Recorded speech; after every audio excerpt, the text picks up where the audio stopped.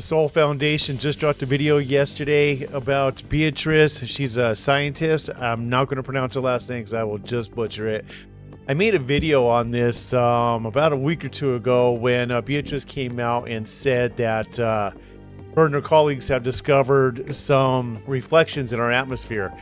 And very difficult to decipher. But so basically what she's saying is back in the 1950s, when there were no satellites up in the sky, they were seeing reflections in our atmosphere. And the conclusion that she came up with that there's something in our atmosphere back then.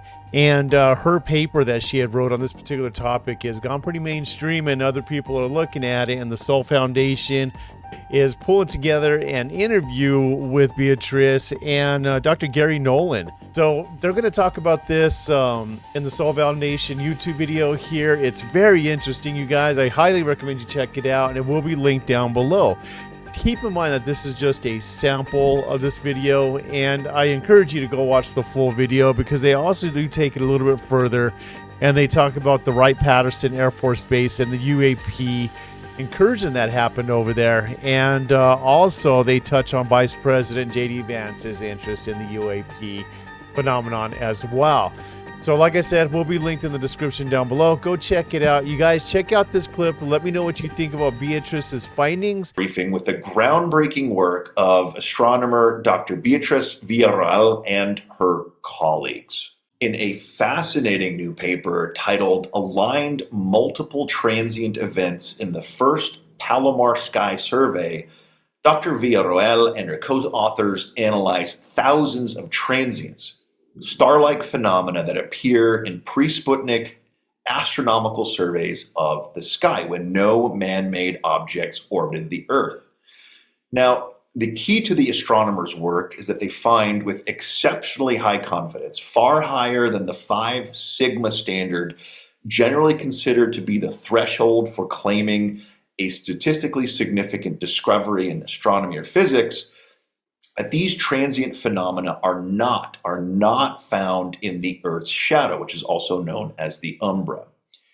This intriguing result, if it is confirmed in the peer review process, is important for 2 main reasons.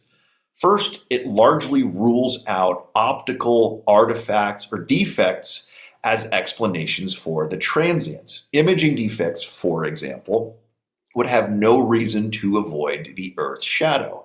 Second, the dearth of transients in the Earth's shadow suggests the presence of previously unknown sunlight reflecting objects that, due to the optical characteristics of the equipment involved, were several hundred kilometers above the Earth. Not only that, Dr. Villarroel and her colleagues found several candidate transients that appear aligned.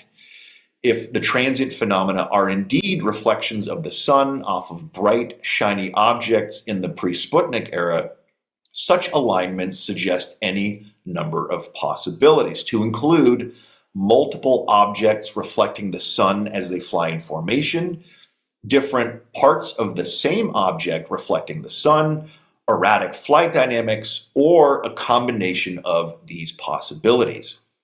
Intriguingly, one of the most statistically significant alignments of transients was captured on July 27th, 1952, which coincides with the second weekend of the well-known and very well-documented July 1952 UAP incidents over Washington, D.C., when multiple radar facilities, pilots, and ground observers all saw objects behaving in perplexing ways over the course of 2 successive weekends.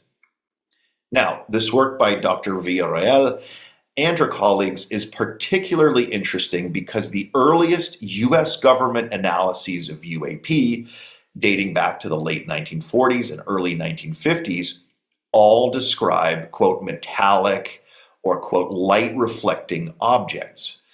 Not only that, the UAP era formally began in late June 1947 when a pilot named Kenneth Arnold observed a, quote, bright flash reflecting off of one of 9 disc-like objects that flew erratically in the vicinity of Mount Rainier in Washington state. Arnold's hand-drawn image of one of the objects specifically states, quote, very bright when sun reflected, end quote. Now, the September 1947 Twining Memo, one of the most important documents in UAP history, which ordered the U.S. Air Force's formal investigation of the phenomenon, described the objects observed by many credible witnesses up to that point, first and foremost, as having a, quote, metallic or light reflecting surface, end quote. Similarly, a late 1948 Air Force analysis of UAP largely rules out mass hysteria, individuals seeking media attention, or media influence as explanations for UAP, because in one notable example, 2 trained observers working with the then U.S. Weather Bureau saw, quote, metallic discs, end quote, with a, quote, flat bottom, end quote, on multiple occasions months before Kenneth Arnold's widely reported June 1947 sighting. Now, while time constraints do not permit a full accounting of the many, many incidents where credible witnesses reported, quote, flashes, or in another notable instance, the, quote, bright, shiny appearance of sunlight reflecting from aluminum, end quote, suffice it to say that the UAP reported beginning in the late 1940s offer a plausible hypothesis for the brief, transient glints identified by Dr. Villarroel and her colleagues in those contemporaneous astronomical surveys. It should also be noted that many witnesses described such metallic, light-reflecting objects exhibiting bizarre, erratic flight characteristics such as, quote, wobbling, oscillating, and flipping. Such observations are also not merely relics of the past. The Navy aircrew that observed the well-known gimbal UAP in 2015, which appears to have a disc-like shape in infrared video, reported that the object appeared to engage in a, quote, wobbly motion after the end of the publicly available video segment. Such erratic flight characteristics and movements from objects with highly reflective metallic surfaces could conceivably account for the frequent aligned flashes observed by Dr. Villarroel and her colleagues. Now, finally, it should be noted that Dr. Villarroel has submitted another intriguing paper which finds statistical significance among transient observations, nuclear tests, and large-scale historical UAP sightings. That paper, along with a third paper recently published in the Royal Astronomical Society's journal, and which previews the astronomer's innovative Earth shadow analysis method, is linked in the description below.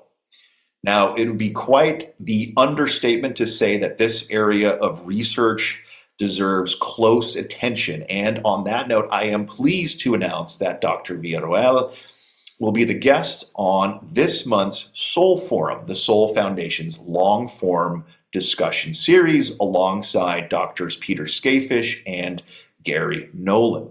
Soul Foundation members enjoy early access to the discussion and may take part in the live Zoom breakout session immediately afterward, this Friday at 3:30 p.m. Eastern Time.